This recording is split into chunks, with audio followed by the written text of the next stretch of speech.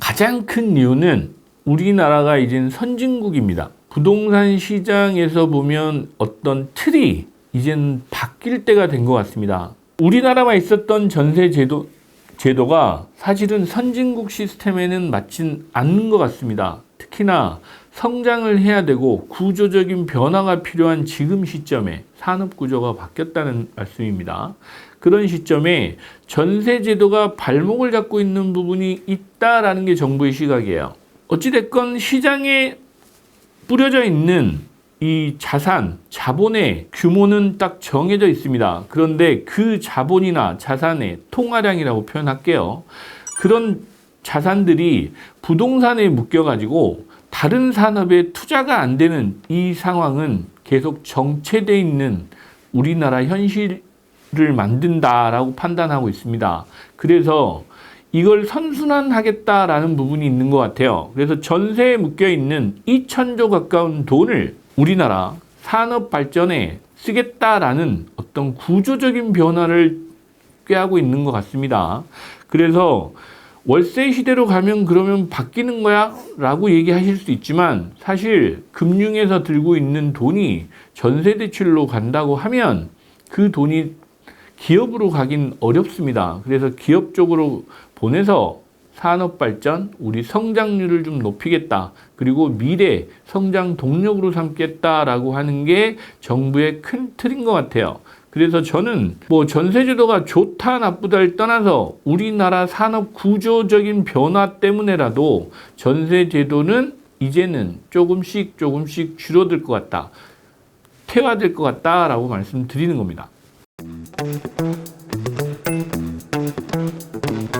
실거주를 위한 무주택자나 또 갈아타기 수요들 있죠. 실거주 하실 분들은 저는 사실 수 있을 때 사시라고 표현합니다. 부동산은 어찌됐건 자산입니다. 주식이나 다른 코인이나 이런 금융자산하고는 다르게 안전자산에 들어와 있습니다.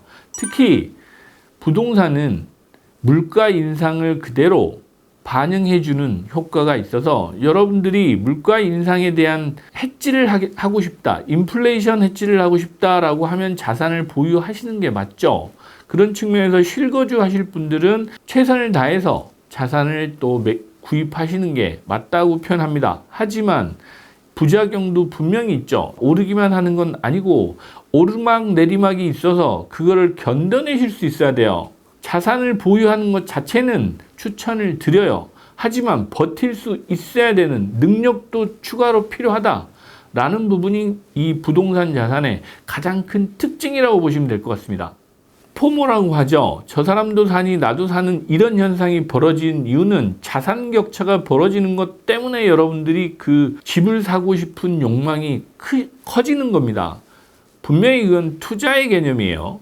그런데 여러분들한테 꼭 말씀드리는 게 있습니다. 이번 세제 개편에는 실거주 위주로 바뀌어요. 투자의 개념과 거주의 개념을 이제는 분리하기가 쉽지는 않겠지만 알고 있는 지역을 가는 게 아니고 다른 사람들이 선호한 지역 위주로 선택해라 라는 말씀을 꼭 드리고 싶습니다. 직주근접이라고 표현하죠. 실제로 여러분들이 알고 있는 지역 위주로 투자하시는 경우가 많아요. 거주지를 선택하시는 경우가. 분명히 다른 생각을 좀 해보시라는 말씀을 드리고 싶어요. 남들이 좋다고 하는 데는 다 이유가 있는 겁니다. 투자의 관점에서 보면 실거주지를 선택하시더라도 꼭 남들이 선호하는 지역을 좀 찾아보시는 현명함을 좀 발휘하셨으면 좋겠다라는 말씀을 드리고, 투자는 내 생각이 중요하지 않습니다. 다른 사람들, 타인들이 원하는 곳으로 가시는 게 투자입니다.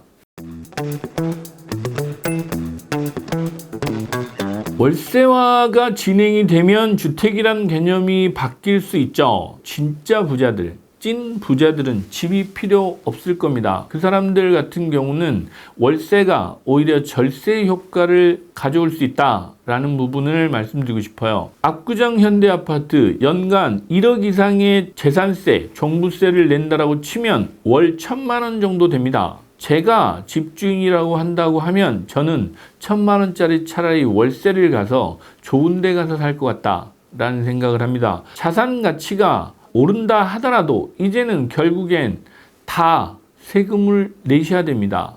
장특공제가 한도가 있잖아요. 내 투자 금액 대비해서 수익률이 그렇게 높지 않다라고 하면 오히려 월세가 유리할 텐데, 여기서 또 하나, 무주택자나 실거주가 필요하신 분은 여력이 되는 한은 자산을 보유하시는 게 맞습니다. 그리고 MZ세대들, 젊은 청년들 같은 경우는 20억 이하의 주택, 분명히 투자재로서의 매력이 아직도 있다라는 부분을 꼭 말씀드리고 싶어요. 분명한 거는 자산은 가지고 있으면 돈은 됩니다. 단지 내 자산의 규모에 따라서 방법이 달라지는 거다라는 말씀을 드리고, 무주택자니까 나는 월세화 되니까 자산을 안 가질 거야 라는 게 아니고, 자본 규모가 적으신 젊은 층, MZ들 20억 이하의 계층에서는 자산을 보유하시는 게 맞습니다. 그리고 고가의 50억 이상 되는 주택은 이제는 월세화가 급격히 진행될 수도 있다라는 부분에서 실제로 많은 부유층들은 월세를 선호하지 않겠느냐라고 생각을 해요. 저부터도 그렇습니다. 제가 부자란 얘기는 아닙니다. 저는 사업을 하는 사람이기 때문에 월세를 선호하는데, 대부분은 내 집에서 살고 싶어 하시는 분들이 많아요. 그게 현상이긴 하니까. 하지만 그럼에도 불구하고 자산은 들고 계시는 것 나쁜 선택지는 아니다. 어찌 보면 반드시 해야 되는 선택지입니다. 월세화 됐다고 해서 나는 이제부터는 월세로 살 거야는 아니다라는 말씀을 꼭 드리고 싶어요.